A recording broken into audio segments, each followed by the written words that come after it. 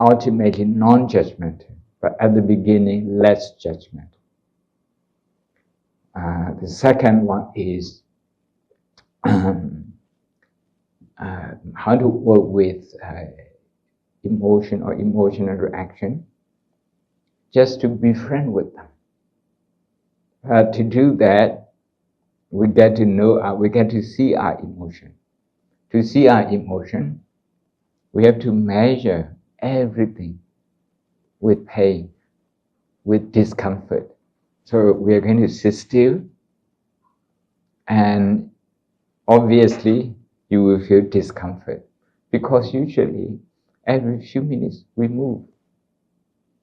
That subconscious movement covers up our discomfort, and we think we don't feel discomfort. No, we do, and we don't have to feel bad about that. We just need to learn how to live with it. The last one is what I call part of positive thinking.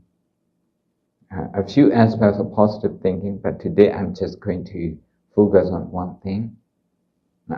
Something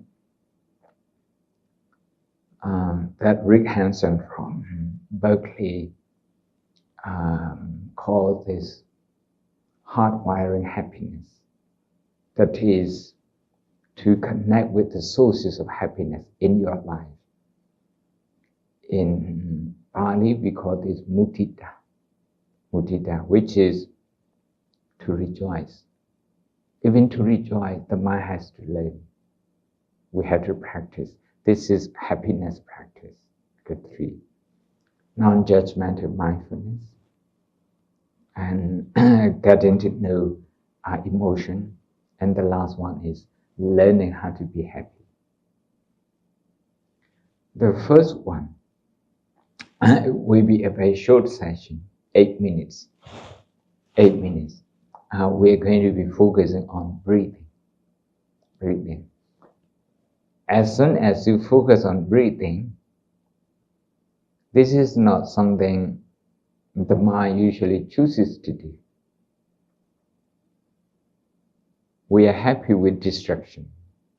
The more distraction, the better. So we go to shopping malls, we do window shopping, we see many things, we forget something that we have in our mind. We forget our emotion, or we like to forget. We want to forget them. So this one, we start with mindfulness of breathing, to focus on breathing. That's not the ultimate aim, it's only an instrument. Staying with breathing, focusing on the breath, is only an instrument. An instrument to get to know ourselves. What do we get to know? How the mind usually works. You will see the mind wandering. And when that happens, by the time you realize that your mind is somewhere else, don't be judgmental. Don't say it's bad. Don't say I can't do it. Don't say I can't do it. Just simply, I'm going to repeat a mantra, 3 R. The first R is register. To register that your mind is wandering. To register that. Number 2, to release. To release that object. Say if your mind is back to office, you see your office, release that object. The third R is return to your home, which is breathing. You're going to make breathing your home. You're going to give your mind a home. If the mind is not happy anywhere, meaning the mind is homeless. We know our physical address, where we live, but we don't quite know our psychological venue, where do we live? Sometimes we think we identify our habit and I'm happy with this. But we also complain a lot about our habits. Something that we like, the people we love, we complain a lot. So 3R, register, release and return. Register, release and return. Before you have anything to register, you're going to register your breathing. Breathing in, you're going to register that consciously. Conscious register of your breath. Breathing out, conscious register of our breath. In breath, out breath. In breath, out breath. To make it easier, we can count our breathing. You can count in any language you feel familiar. Okay, you can count it. Breathing in, you can start 1, 2, 3. Breathing in, 1, 2, 3. Breathing out, 1, 2, 3. After 1 or 2 minutes, I want you to increase it up to 4. Then another minute, increase it, maybe up to 5. You can stay up to 5. Maybe you can choose to go up to 6, up to 7. It's up to you. If you think your mind wanders so much, you need more challenges. And then for in-breath, you count 1, 2, 3. For out-breath, 3, 2, 1. Something like that. That's more challenging. You need more attention. This is basically attention training, focus training. Focus training. If we focus, we are going to see things, we're going to perceive things. At that moment, just remember one thing. Don't be judgmental. Okay. Are you ready? Okay. The first that I want to tell you is, okay, choose the best posture you like. Okay. The best is to keep your feet together if you sit on a chair. To keep your feet together. And you're going to see, okay, the usual discomfort, which you don't usually notice. You're going to see it. When you see it, I want you to notice discomfort. This is discomfort. This is discomfort. Focus entirely, okay, on the discomfort. Try to be with the discomfort. Don't try to get rid of that. But of course, there will be a kind of subconscious intention to try to chase the discomfort away. You should observe that as well. You should register that. Intention to chase away. Intention to chase away.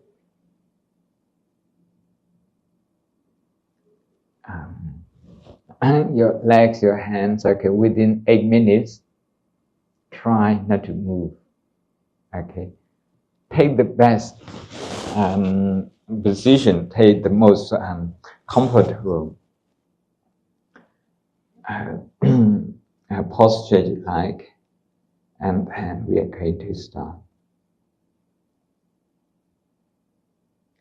I'm going to time it 8 minutes, exactly 8 minutes.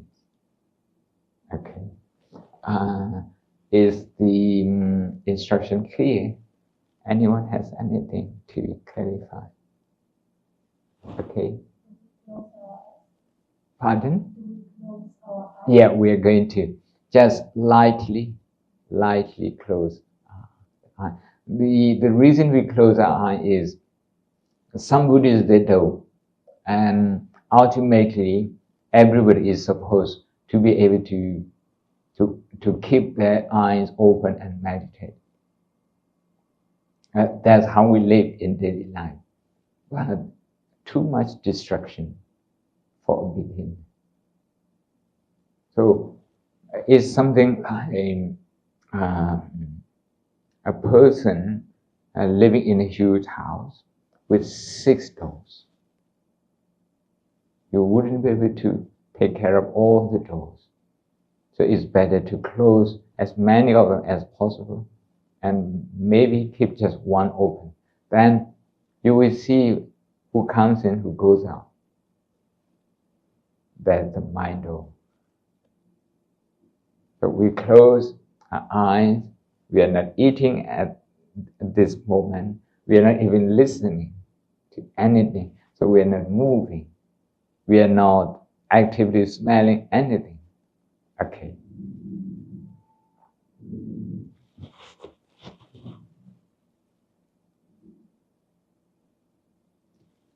Okay, we're going to start now. I might be speaking from time to time during the 8 minutes.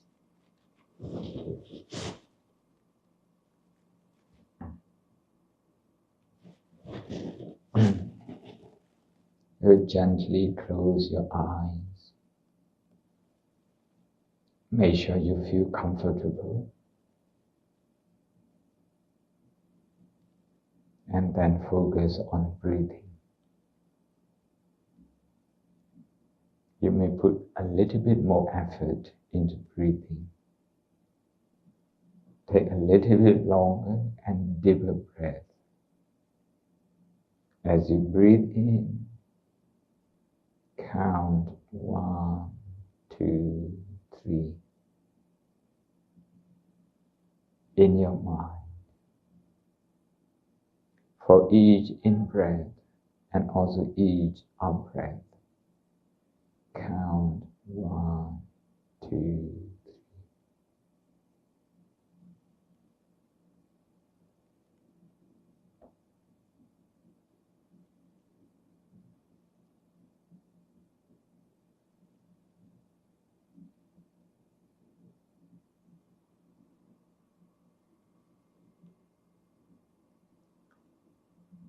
Breathing is not unique to meditators. Everybody breathes. The difference is, unless you meditate, you don't notice your breathing.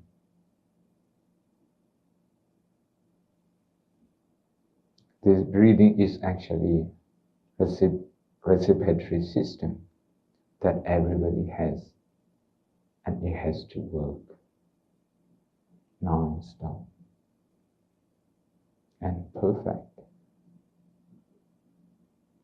But when we have anxiety, when our mind is stuck in the past, or is anxious about the future, we don't usually notice how well our respiratory system is working. Only when the mind is at the present moment do we notice breathing in and out is working perfect. Is supplying oxygen to the lungs, to the heart, to the circulatory system, veins and and the whole system unto the brain.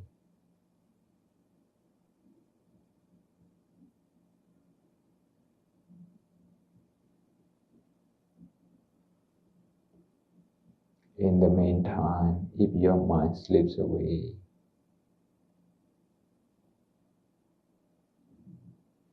just notice that using 3R technique. Register if you are thinking. Register as thinking. This is thinking. This is thinking. This is to bring awareness to the subconscious thinking.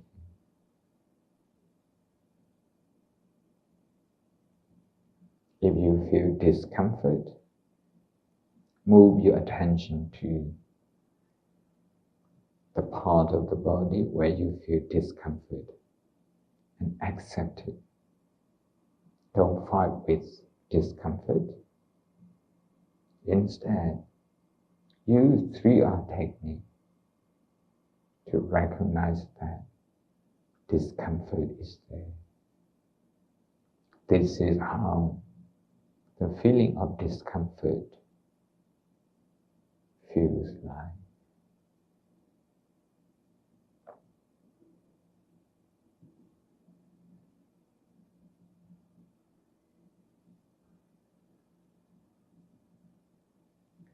We are halfway through the 8-minute session. I want you to notice your posture, to check your posture. If you still have the same posture, if your posture has slightly moved, if your posture has moved, maybe slumping a little bit forward, leaning either side, you simply recognize that. Use the 3R technique. Don't try to change it straight away. Instead, recognize that the posture has slightly changed.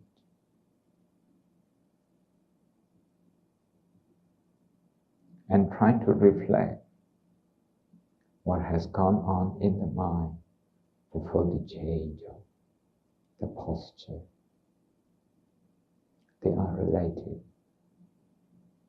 The posture, the function of the mind, they are closely related.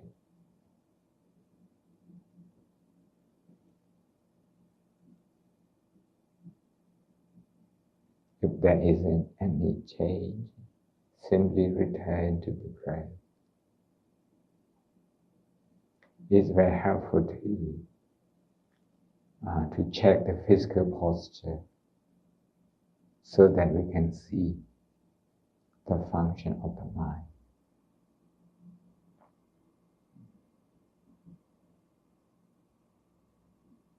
In other words, we use the physical body as a springboard to check the mind.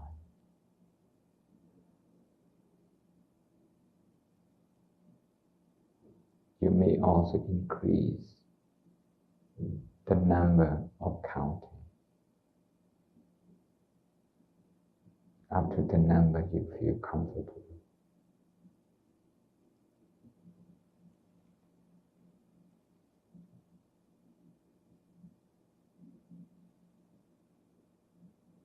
Being non-judgmental is about observing automatic reaction, automatic judgment of like and dislike.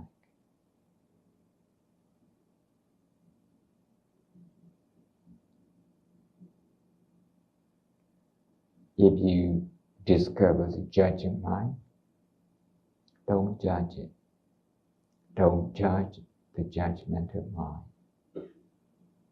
Simply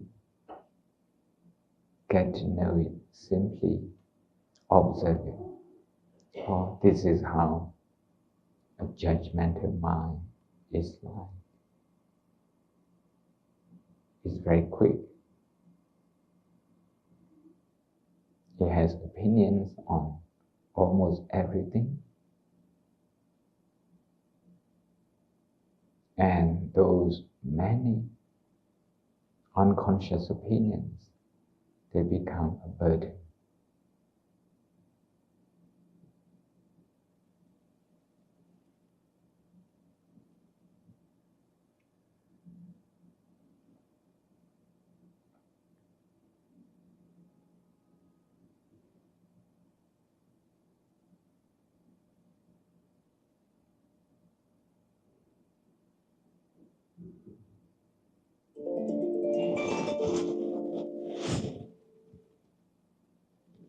It's 8 minutes now. You can open your eyes. Okay. If you have any question, this is the time we have a short Q&A regarding this particular session.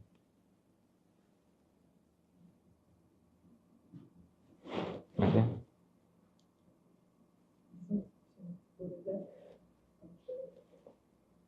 Any question?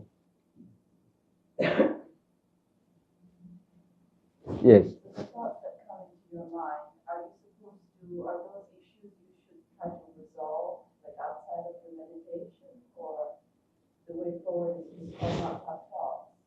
No, it's not about not having thought. It's about getting to know your thought. Some of the thought, they need a kind of outside solution. Some of the thought, they need just acknowledgement. Sincere and complete acknowledgement that they are there. Because a lot of thoughts are associated with emotion. Before we see those emotions, those thoughts will keep coming up. Those thoughts, they are just the branches of a trunk in the tree, if you like. They're just the results, not the cause. So meditation is not about working with the results, it's about working with the cause. So when we observe our thoughts, we are actually waiting to see the emotion behind that. If you dislike somebody, a thought of that person, related to that person, will come again and again. In the same way, if you like somebody, then you will think about that person quite often. So like and dislike, you can see the emotion behind them. And we don't need to get rid of those emotions, we just have to see them. So long we are aware of them, we are in control.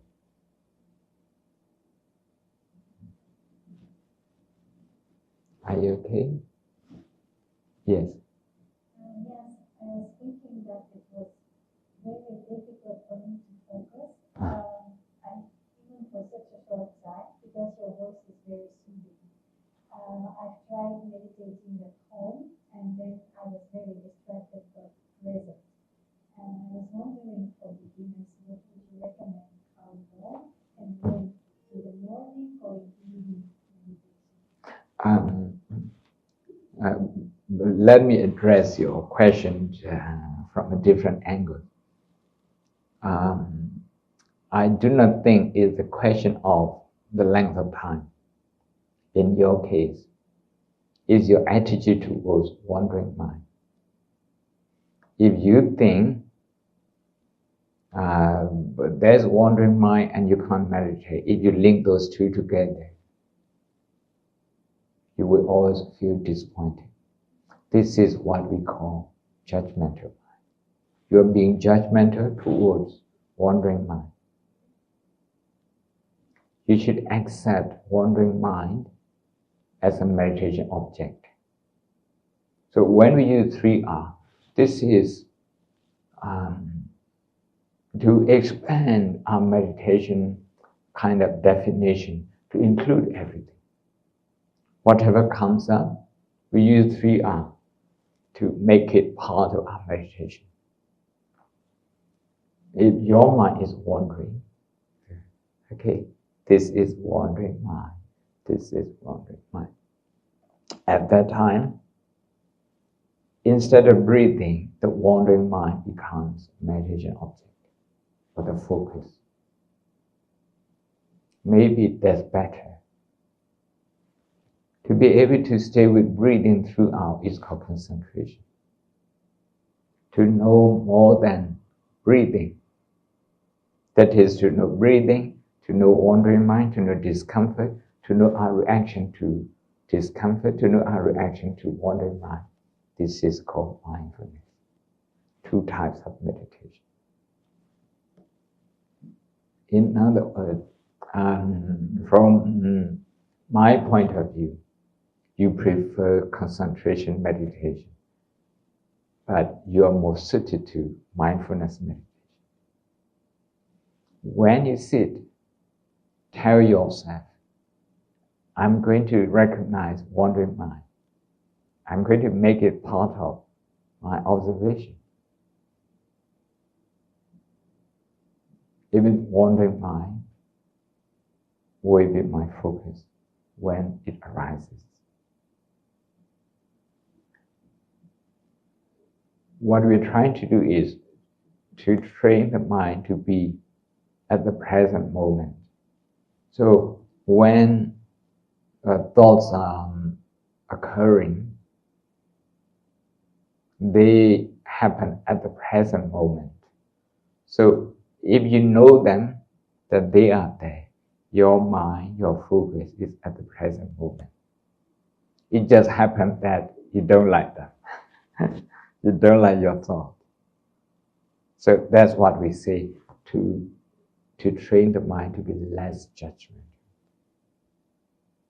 Actually, if your mind is always on the breath, if meditation is that easy, you don't need meditation anymore. You don't need to meditate anymore. We meditate because we want to know why the mind wanders. And not through thinking exercise, but through observation exercise. Okay? Any more questions? Yes.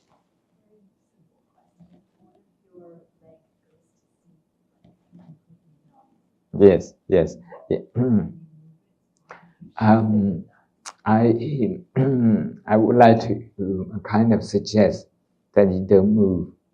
Instead, you look at how your mind is reacting to that. Because it's very easy to wake your leg up, to wake it, okay?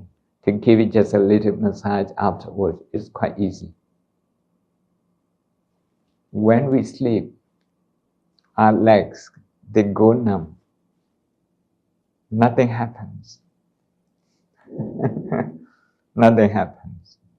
Because at that moment, we are not aware of it. Now that we are aware of it, that is a habitual reaction. That's a habit. So what we are doing is to observe that habit. That's what we call anxiety, the habit of anxiety.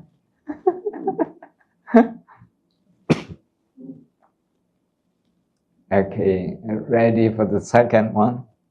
This time, your leg may go numb even longer. I should warn you. Because I like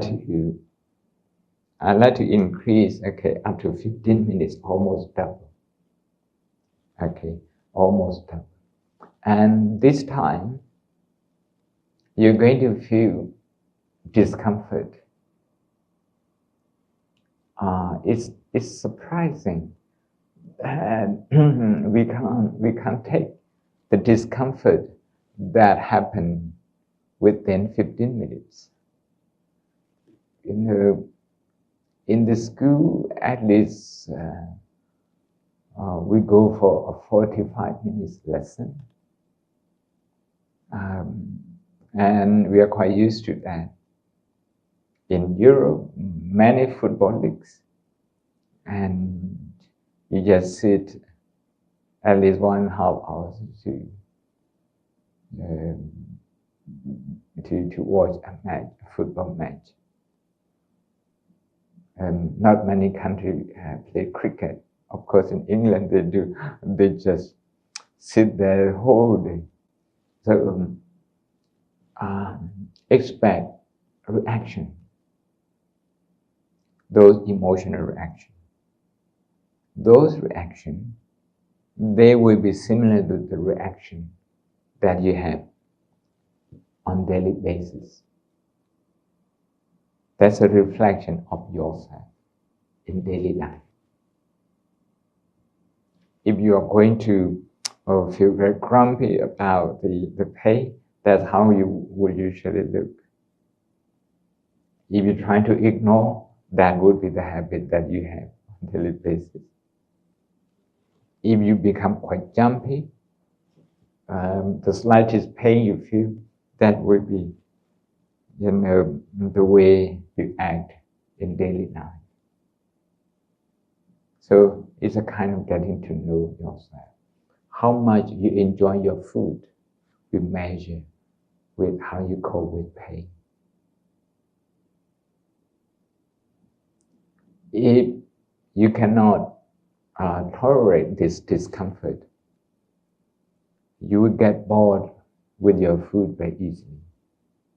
And you have to change the menu every day. The food, the taste of the food will remain the same, but your ability to enjoy it will be greatly reduced.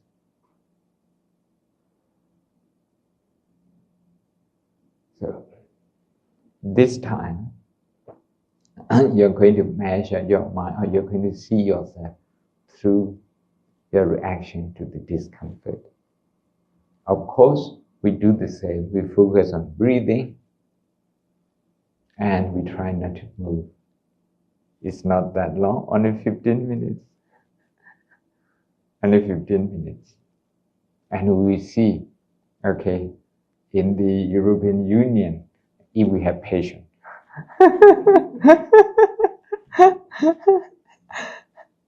because anywhere you go, you just have to show your passport. Sometimes driving license is enough. They don't even stamp on your passport. Very quick.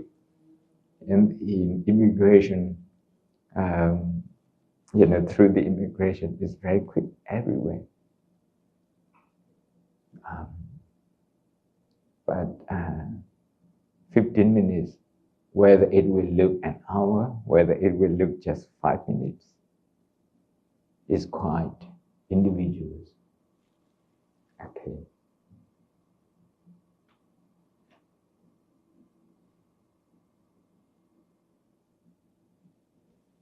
Make yourself comfortable and then start focusing on your breath. Nice and slow breathing. You may count your breathing if you like. Breathing in 1, 2, 3. Or you may count even more than that. 2, 4, 5, 6, 7. To a higher number.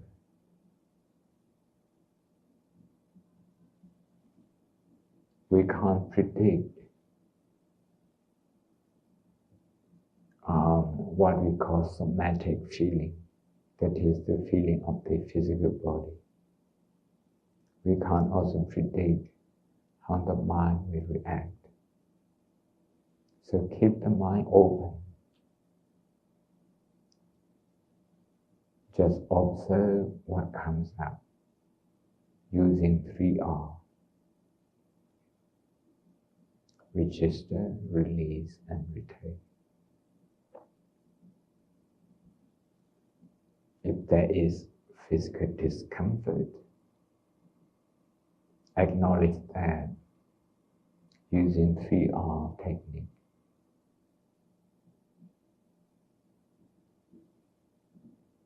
Don't fight with discomfort.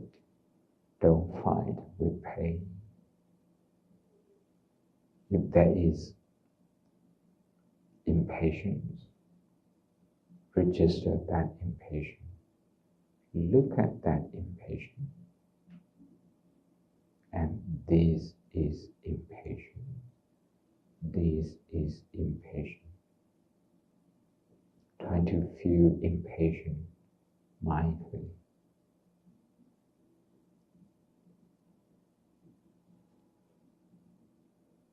If there is a desire to move, observe that desire, register it. A desire to move, a desire to move. Or if you're worried because you think your leg has gone numb, observe that anxiety. This is anxiety. This is anxiety. If you don't feel, or if that anxiety is not obvious, just simply register numbness.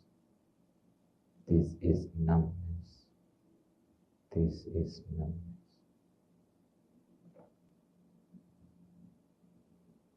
We are not trying to get rid of pain. We are trying to actually accept it. Let it be here. The physical pain, usually we have the ability to cope with that. But the reaction to it, that is the psychological pain, is greater, is more difficult to manage. So is this psychological pain that we train in meditation to get to know it, to get to manage it better.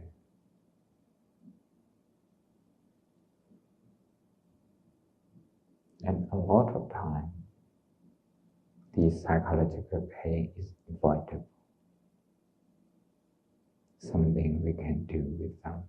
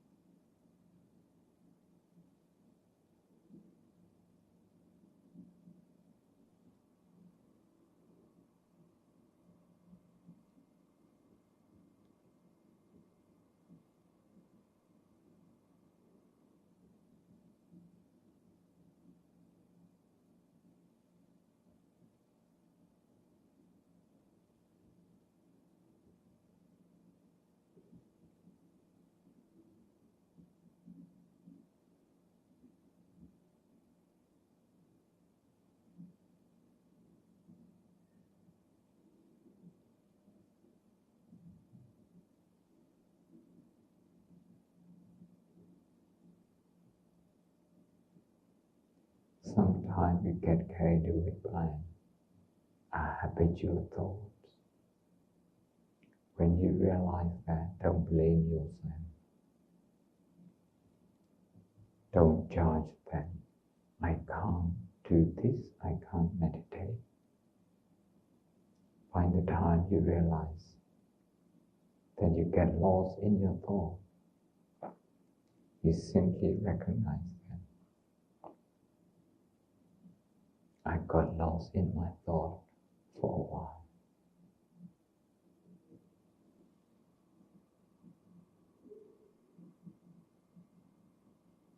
You may not feel very comfortable recognizing this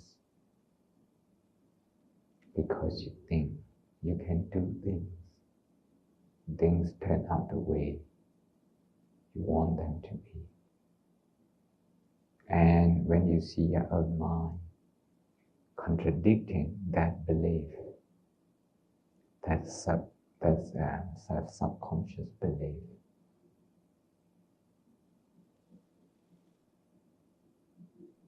you are taken by surprise.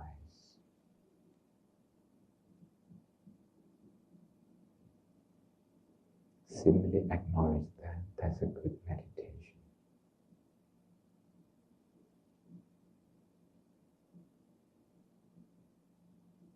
We are not trying to control our thoughts, but simply trying to observe them.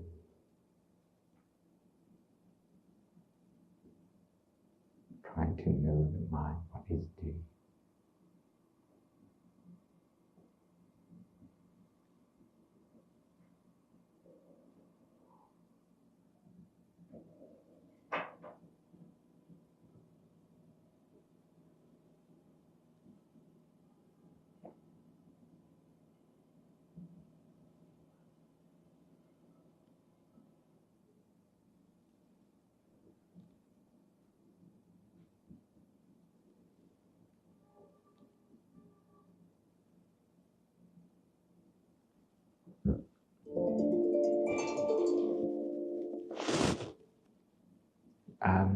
Any questions this time?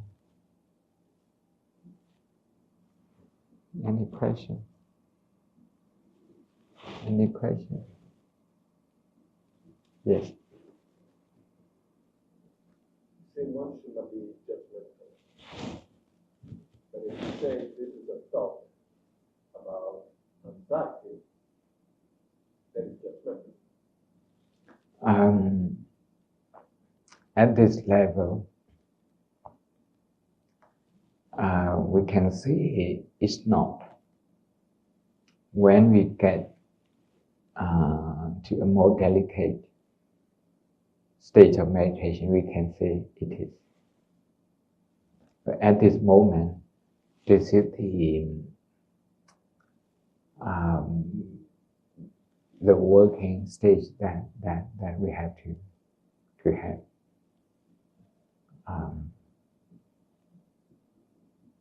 Using, this is anxiety. Because we use it on daily basis, this is anxiety.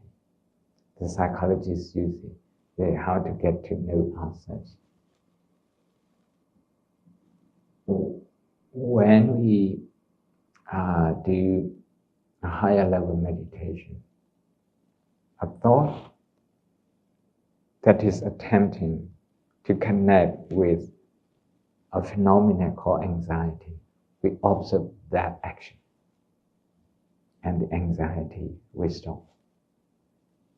We no longer observe anxiety, because observing anxiety is judgment. But at this point,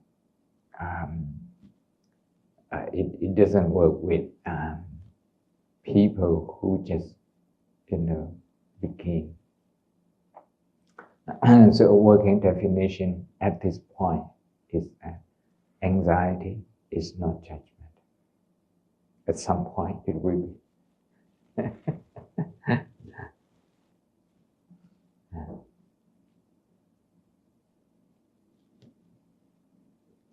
What about you? So I was trying to stop the thoughts and I got a Khammai And then I tried to focus on the tummy ache, trying to let it go. And then I felt like I could breathe really deeply. And then I started to think of all the positive things that I saw recently, like the rainbow, green golf, and the good things that happened. I felt pretty good. Okay. Very good. Are you okay this time? Yeah. Yes, thank you very much. Maybe you got distracted a little by what happened to Madam. Yes, I had to stop my urge to go out and take. I knew that there was help outside, but it was difficult to focus on the present. Yes, yes, yes. Do you think with longer meditation, you could actually control also your body, your internal organs?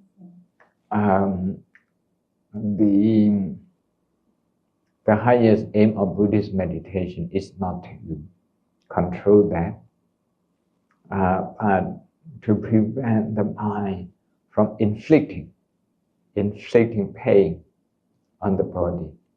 We don't realize how the mind is inflicting burdens, maybe pain, on the body. We don't realize. If we don't meditate longer, and okay, if I ask you not to move, but keep your minds open and keep talking to somebody, you will do that quite easily, because you are distracted, you're focused on something else. But if you have to face this discomfort directly, then that's different. You discover how a restless mind is actually making the discomfort worse. So the highest Buddhist aim is to free the mind from that habit. That's what we call freedom. That's what we call enlightenment. The mind that is able to, that is capable to inflict pain on its own body will be able to inflict pain on anybody else. So non-violence should go up to that level.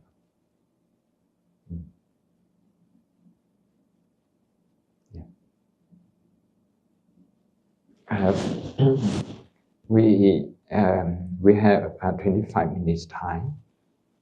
At this time, I suppose this should be the easiest part.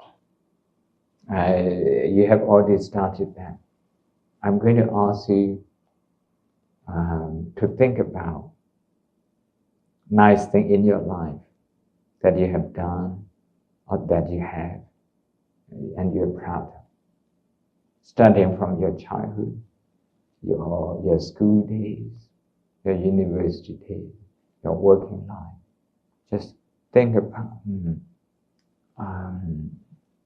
prominent moments, visible moments, noticeable moments that you still remember, that you think you have enjoyed very much. Just think about that. That's number one, stage one. And stage two, I want you to think about interdependence. How you have been able to do that. Other people are involved in that. Maybe your parents, your schools, your universities, your teachers, your colleagues, your classmates, even taxpayers, the previous generation, the current one, a lot of them. But we can't think about all of them. You're going to choose the people you feel close to, the people you think have been important in your life. If you look at this way, you understand that we don't exist as a single individual.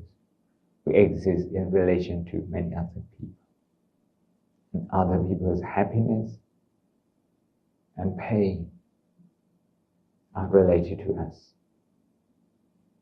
We have to be interested in their pain and joy.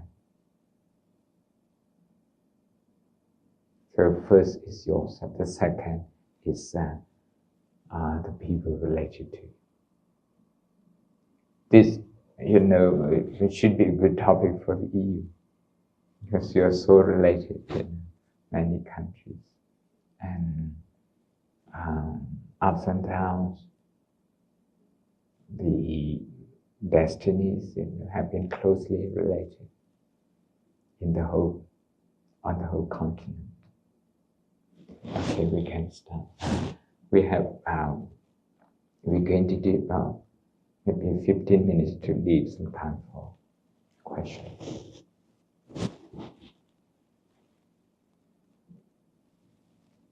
Just settle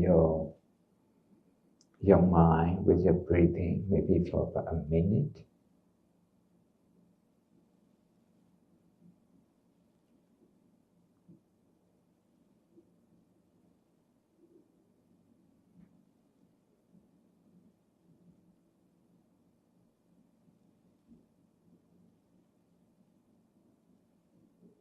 And then start thinking about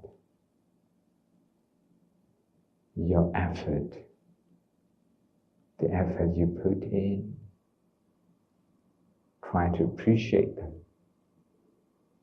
Those efforts you started putting in since your childhood up to now, they are what make you today, what made you who you are.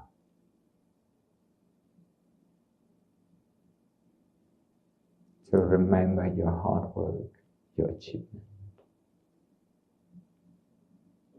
your participation in society, in the family.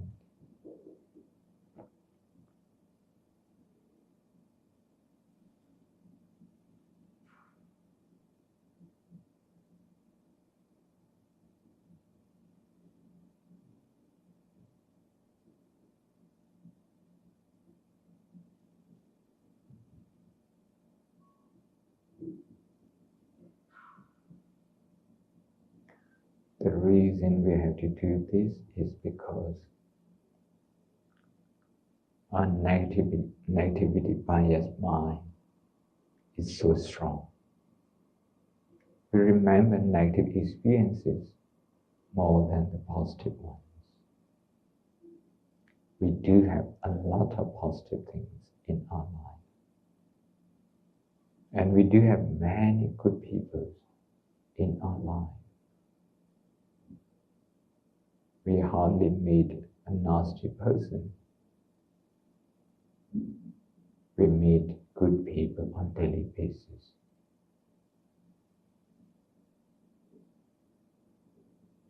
But good people,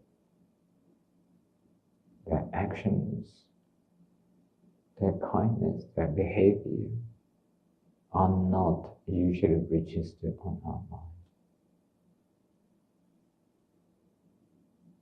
Only if there is somebody who looks odd,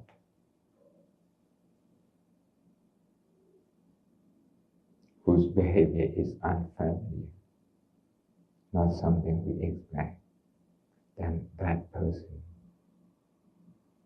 will get registered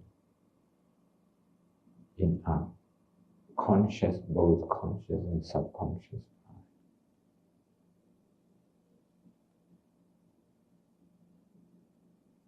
So the 80-20 theory can be used to explain it here. 80% of our life is positive, good, enjoyable. 20% needs fixing. But we pay 80% of attention using the 80% of energy to stay with the 20% negative experience.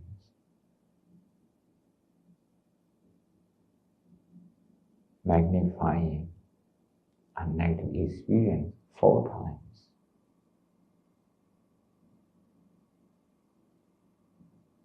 With the positive 80% experience, we only pay attention to that for 20% of our time.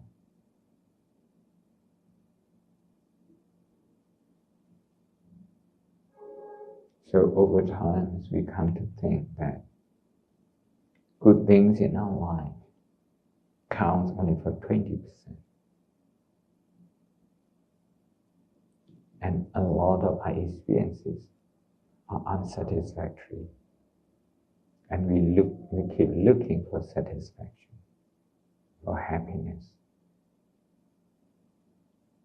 We did that when we were 10. Again, we did that when we were 20. We still did that at 30, at 40. We keep looking for something satisfactory. So simply trying to recollect your best efforts in your life, maybe in the school, maybe in the primary school, in the secondary school, the university, maybe in the working life, and simply appreciate your own effort.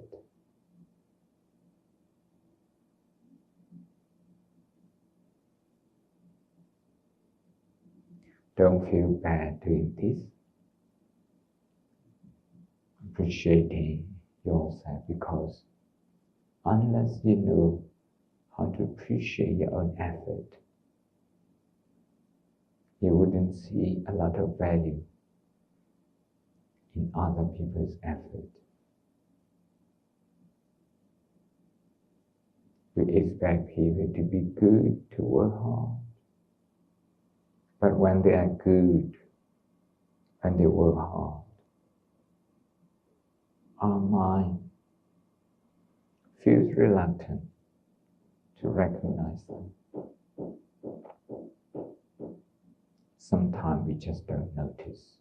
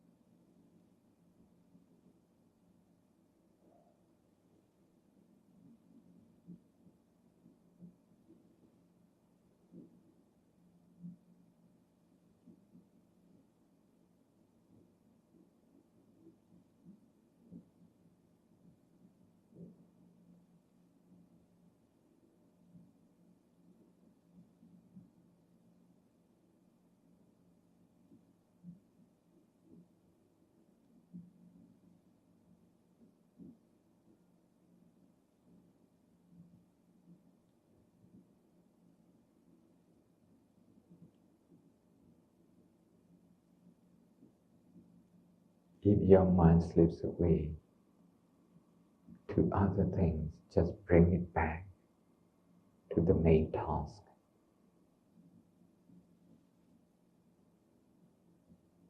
This is appreciation exercise.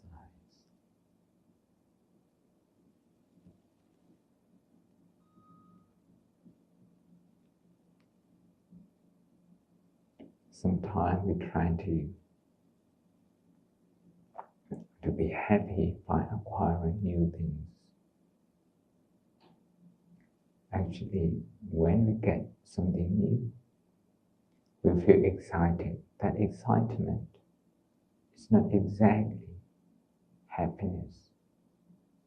Happiness and excitement are two different things.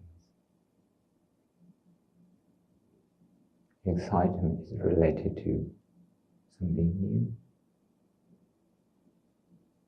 but nothing can remain new forever. So the magic will go away, will disappear. And we have to keep looking for it again.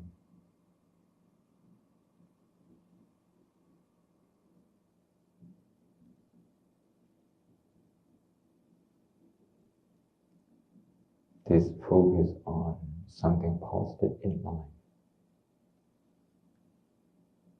will strengthen the hippocampus part of our brain. The executive brain is in the hippocampus. We build on something positive, something new. This is called new psychology. The old psychology is about addressing weaknesses, removing the shortcomings. The new psychology is about increasing the positive capacities. By doing so, the shortcomings will become less and less. The energy is devoted more to the positive ones.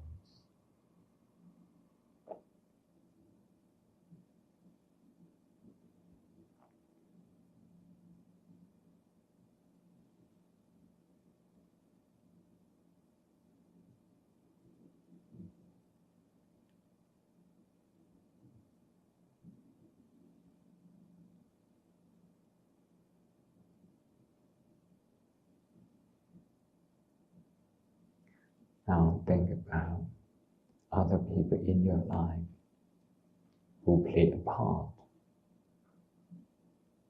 in your success. Starting with your parents, the teachers in the school,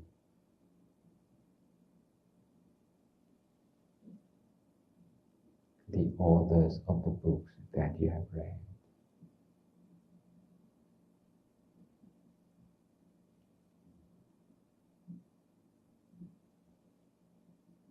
other people depend on you. You also depend on them. This is particularly true for the European Union. Taxes from all the members come together. They are powerful.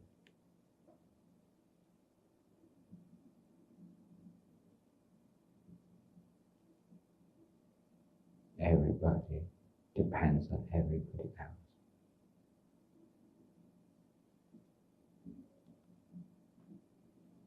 In that sense, the more successful people there are, the better.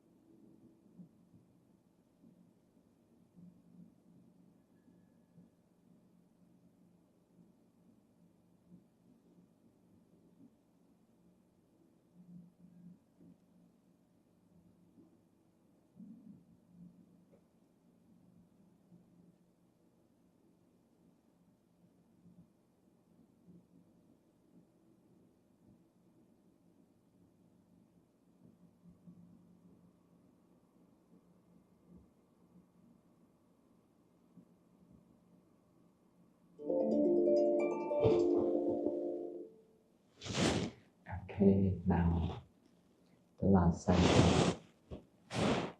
We have about 5 minutes Q&A.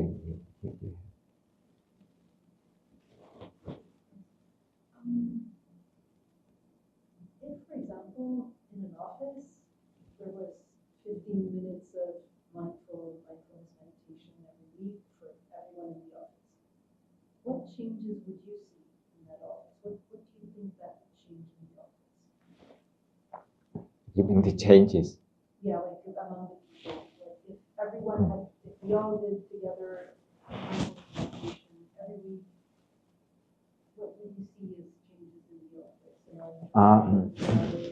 In intrapersonal relationship will be enhanced. The meeting will be shorter and more effective. Because mindfulness includes mindful listening.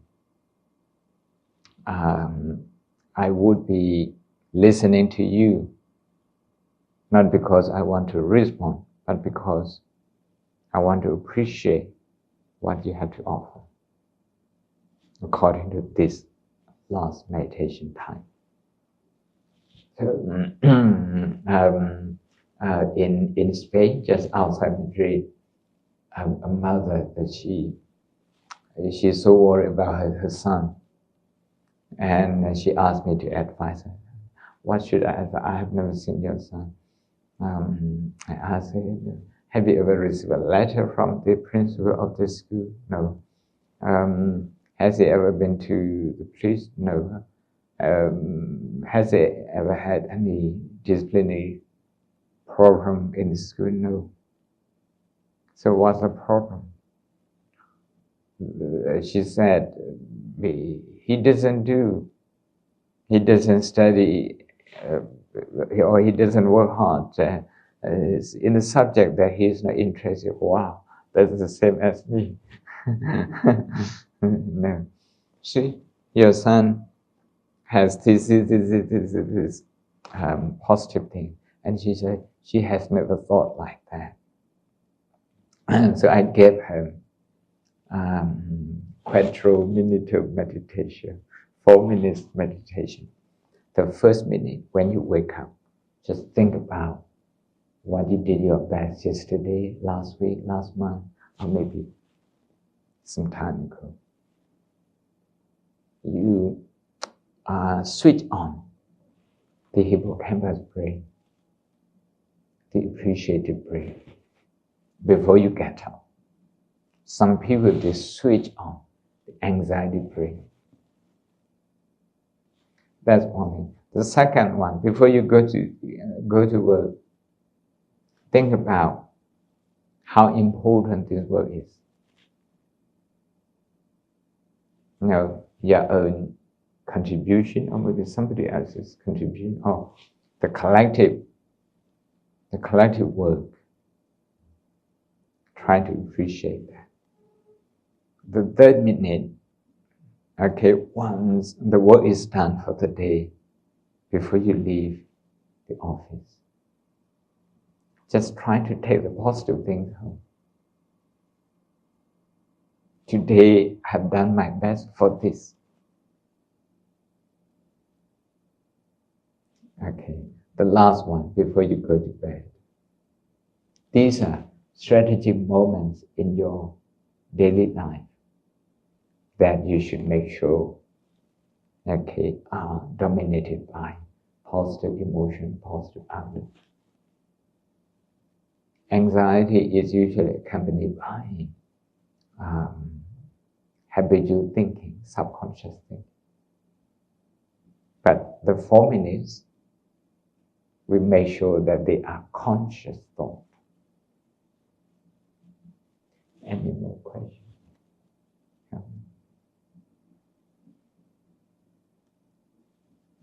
Yes. Thank you very much. I really enjoyed today. Do you have recommendations or articles in English? A lot. Okay, I will send to your ambassador, and he will forward them to you.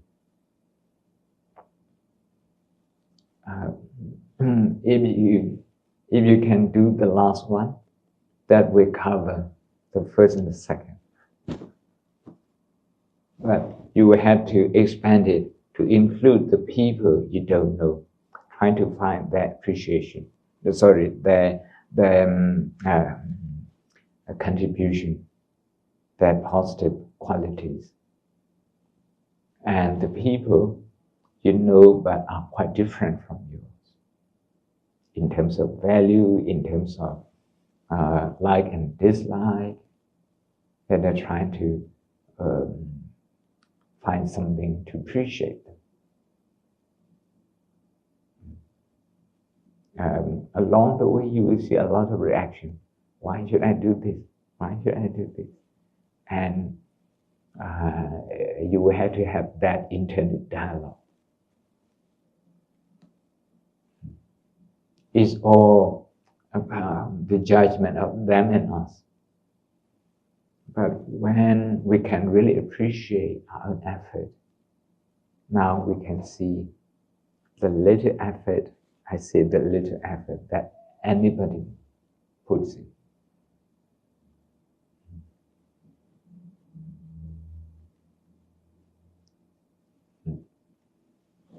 Are you okay? Are you okay? Any question? I'm trying to think what to apply this to my little boys. Yes, you have to find something to appreciate. Before you tell him to do something, just appreciate what he has done, something. If he feels appreciated, it's a lot easier for you to develop good relation. How old is he? 5 and 7. Okay. This is a lot easier. Not easier. Their hormone at this time means it's a lot easier. If they are 12, 13, like that, then it will be different. Already anxious minds. Mm. Already anxiety. Mm-hmm. You can reassure them. That's one thing. The other thing is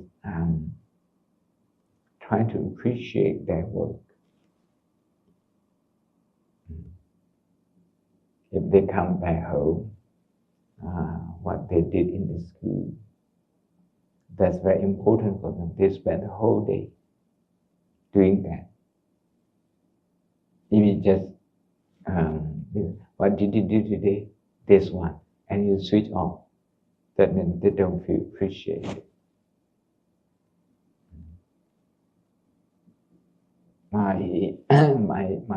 One of my younger sisters, whenever she collected her son from school, she said, what you learned today, I may have never learned in my life. I would appreciate learning from you. So the son started telling her all the way in the car until home. And at home, she would pay him. Okay, I'm going to put it in your bank account this much today for teaching me this. And she has a very good relationship with him.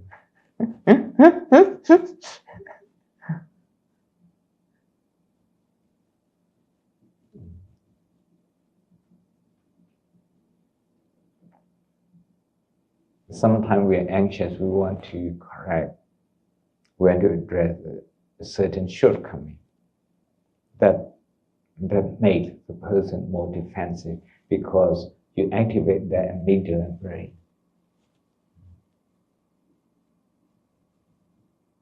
Their survival instinct.